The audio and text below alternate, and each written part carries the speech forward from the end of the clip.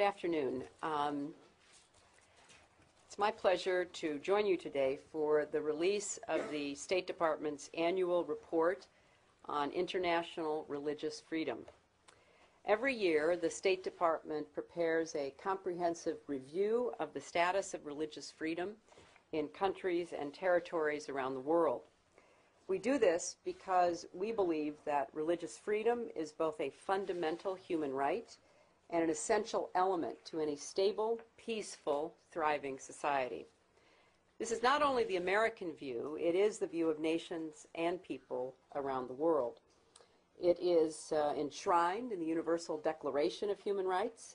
It is protected by the International Covenant on Civil and Political Rights, and it is guaranteed by the laws and constitutions of many nations, including our own, where religious freedom is the first freedom listed in our Bill of Rights. Because we believe in religious freedom and because we are committed to the right of all people everywhere to live according to their beliefs without government interference and with government protection, we are troubled by what we see happening in many, many places. Religious freedom is under threat from authoritarian regimes that abuse their own citizens. It is under threat from violent extremist groups that exploit and inflame sectarian tensions. It is under threat from the quiet but persistent harm caused by intolerance and mistrust, which can leave minority religious groups vulnerable and marginalized for further violence against religious minorities in the Middle East. Sufi, Shia, and Ahmadiyya holy sites in Pakistan have been attacked. And Ahmadiyya holy sites in Pakistan have been attacked. And Ahmadiyya holy sites in Pakistan have been attacked. I would now like to welcome Michael Posner, our Assistant Secretary for Democracy, Human Rights, and Labor, to elaborate further on this report and to answer your questions. Michael?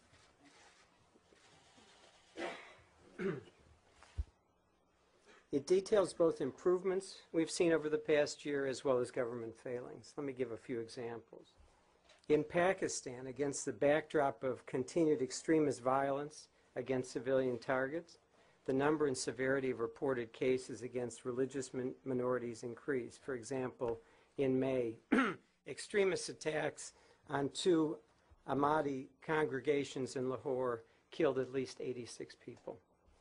In Pakistan, against the backdrop of continued extremist violence against civilian targets, the number and severity of reported cases against religious minorities increased. For example, in May, extremist attacks on 2 Ahmadi congregations in Lahore killed at least 86 people.